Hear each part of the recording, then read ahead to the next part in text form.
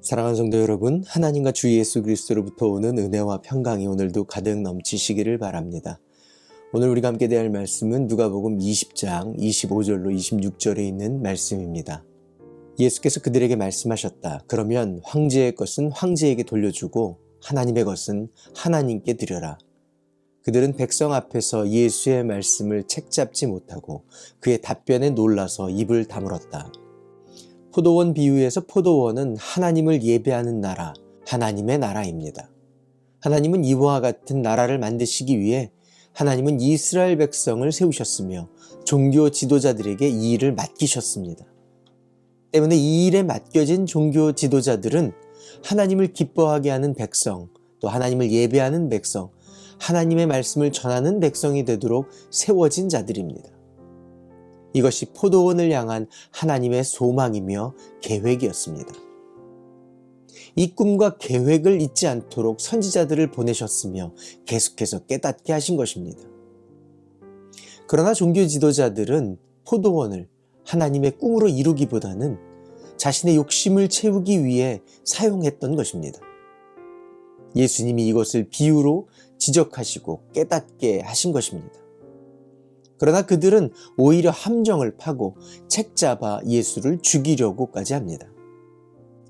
오늘 본문은 바른 길을 깨닫게 하는 예수를 함정에 빠뜨리고 책잡아 죽이려는 속셈으로 사두개인들과 바리새파 사람들이 연합해서 세금에 대한 질문을 예수님께 하는 것입니다.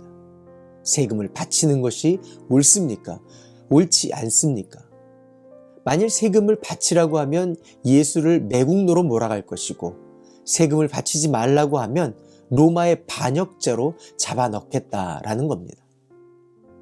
이에 예수님은 그들의 마음이 원하는 대답을 들어서 복음을 전하십니다.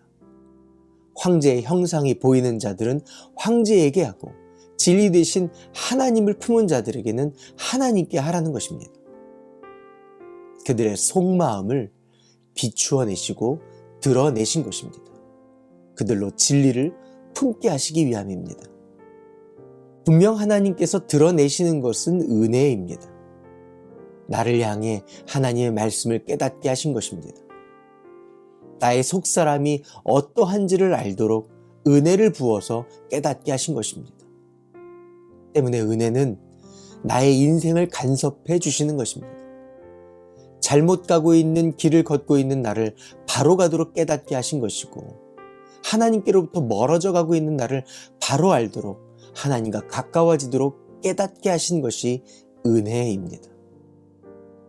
그러나 바리새파 사람들, 사두개파 사람들은 여기까지 임한 은혜를 볼 수 있는 눈이 없었고 들을 수 있는 귀가 없었습니다. 사랑하는 성도 여러분, 오늘 비유는 단지 세상의 세금도 잘 내고 주께도 헌신하라는 말씀이 아니라 하나님은 사람의 중심을 보시는 분이어서 사람의 속사람이 무엇을 따르고 있는지를 비유로 드러내신 것입니다. 우리를 말씀으로 성령으로 들춰내시고 드러내실 때 은혜에 은혜로 응답하시는 믿음의 사람 되시기 바랍니다. 기도할까요? 좋으신 하나님, 성령과 말씀으로 우리를 비추실 때에 돌이키는 은혜가 있게 하옵소서. 예수님의 이름으로 기도합니다. 아멘. 오늘도 성령님과 동행하시는 하루 되시기 바랍니다. 화이팅!